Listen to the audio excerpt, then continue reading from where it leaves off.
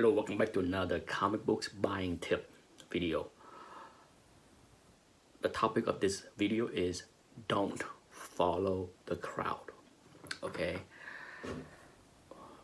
if you are in this hobby long enough and you hear people talk about dealers and where they buy books, often you hear a lot of the same name.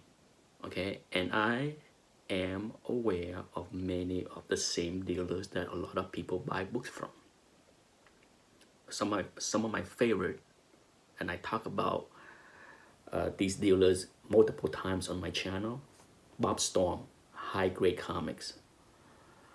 When I returned to the hobby in 2008, I bought a lot of stuff from him, both raw and slab.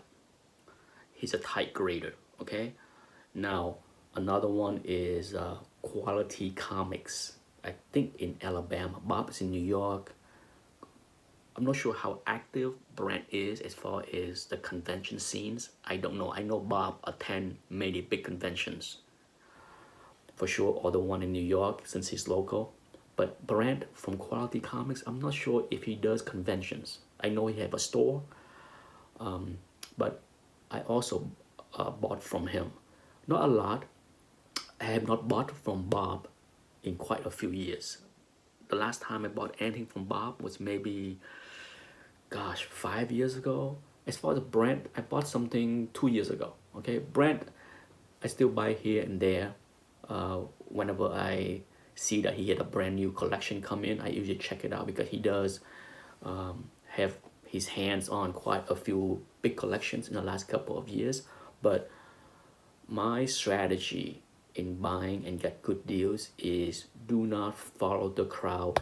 Do not buy from popular sellers, whether it's big dealers or big eBay sellers. Okay, sure, when it comes down to the big dealers, the one with good reputation in tight grading, what usually come with tight grading? Big discount on price? No. You know, it baffles my mind when I hear other collectors talk nicely about many dealers. You know, you hear this all the time, whether it's on the CGC forum or on YouTube or just talking. So and so dealers, I love that dealer, got great books. It's just like people talk about drug dealers, get good drugs, right? But when it comes down to that, many times when I hear great dealers have great inventory, I also hear this. This dealer tend to overgrade everything by at least one level or two. That's like saying, no, he's a good drug dealer. He is. He always have a good supplies, but he cut his drug and dilute it a little bit. But I need the drugs, so I still go to him because he has the drugs. So when it comes down to dealers, whenever I hear good compliments on dealers that follow with overgrading, it's head shaking. What usually come with overgrading? Overpricing, right? How often does overgrading come with underpricing? So for me, avoiding popular sellers is one of the things that I have been doing quite successfully in the past few years, at least the past 6 years. Okay, because when you go to eBay, keep in mind I do all of my buying online, whether it's a dealer website or eBay or participating in Comic Link auction or Heritage auctions. Everything I do, 100% of what I bought since 2008 is online. I have been to 2 conventions since, and both times I came away empty-handed and disappointed. But when I go online and buy, I avoid popular sellers, okay? Especially eBay.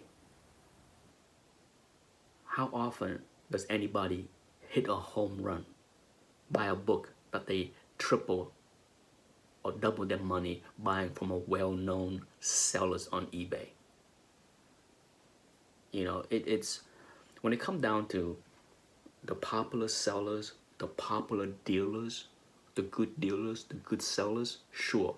One of the things that make them popular is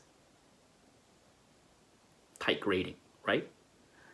But that reputation also come with a lot of competition for the books. So they don't have to give things away for cheap. At the same time, if they put something up for auction, a lot of people bid for them. So it's not that I avoid, okay? I bought things from Brent and do very well, but it's not something that's happened all the time. I will show you real quick. Take a look. This is an email confirmation of something I bought from Brent. I bought 3 books, as you can see. The Spider-Man 17 is for my personal collection, so I'm keeping that. Issue 11 is yet to be graded, so I don't know if I will do well on that, but here is Spider-Man 5. He graded as a 2.5. I looked at the book and I thought it has a chance to be 4. Okay? It's a 4.5. For those who follow the market, even in a bad market of 2020, I likely will be able to double my money. So it's possible. It's just not something that easily available. The opportunity does not come often, as often as, you know, buying from non-dealers. So when it comes down to like searching on eBay, I get this question all the time from viewers that see my hauls, and they always, usually at least once or twice in each video, somebody will ask, where do you get those books? How can you find those great books? I always said eBay, and that's the truth, okay? It just, you know, I make a good living as far as flipping, buying from the smaller eBay sellers. The less views, the less reviews. When it comes down to eBay seller, let me tell you who I avoid, okay? I avoid big sellers, popular sellers, sellers with thousands of positive feedback. No. When it comes down to me and eBay, it is about risk and reward, okay? I go for the higher risk, higher rewards. It does not mean pursuing stupid listing. Let's make it very clear. There's a big difference between high risk, high rewards, and stupid listing from China. I'm not buying a Hawk 181 for $89.95. Okay, I'm not risking. That's just stupid. Okay, so let's make it very clear. Understanding who to buy, the kind of risk you're willing to take is a big step. A big step, a major step in successful buying something for cheap. You know, when you go and look for an eBay seller that's fairly new, doesn't know how to grade. He may overgrade something, he may undergrade something. The price could be all over the place. I'm fine with that. Okay, I am fine with taking a chance with a new eBay seller that can be all over the place. He can undergrade one book and overgrade another book. He can underprice one book and then the vice versa on another book. So it's about finding those kind of sellers that have done very well for me, because that's how, if you follow my Path to a Key series and I show you where I bought the books, did you see anyone with tens and thousands of reviews and positive feedbacks? How did I do? How did I do in my Path to a Key? Did you see me bought books that was restored? No, right? I was able to buy a lot of books that doubles and triple and even a few home runs here and there. So it's possible. Yes, grading is the start, but then where and who to buy from is a big next big step. Okay, avoid the crowd. I'm not here to convince people to not buy from the big dealers. It comes down to comfort level. Okay, I can't hold your hand and say it's gonna be okay every time you go out there and buy on eBay. I don't know. Okay, you have to understand that when it comes down to risk and rewards, there are hassles that come with taking that chance. Has I bought things from eBay that have restoration and returned them? Absolutely, many, many times. Well, many is stretching. I would say 2 or 3 times a year. Just understand that there is risk involved in buying raw books, and if you're not competent in spotting restoration, in grading, it might not be something for you. Okay, this is not something for everyone.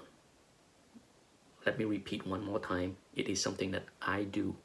Okay, so if you want to know how I do it, this is how I do it. Able to grade, able to spot most restorations, and willing to take the risk buying from lesser known seller instead of following the crowd. Okay, following the crowd will bring safety, but it also bring you less opportunities to make big bucks. You make the choice. Either you buy from big time, well known, reputable sellers or dealers, or you take a chance. I like to take a chance. I'm a gambler. Thanks for watching. Bye bye.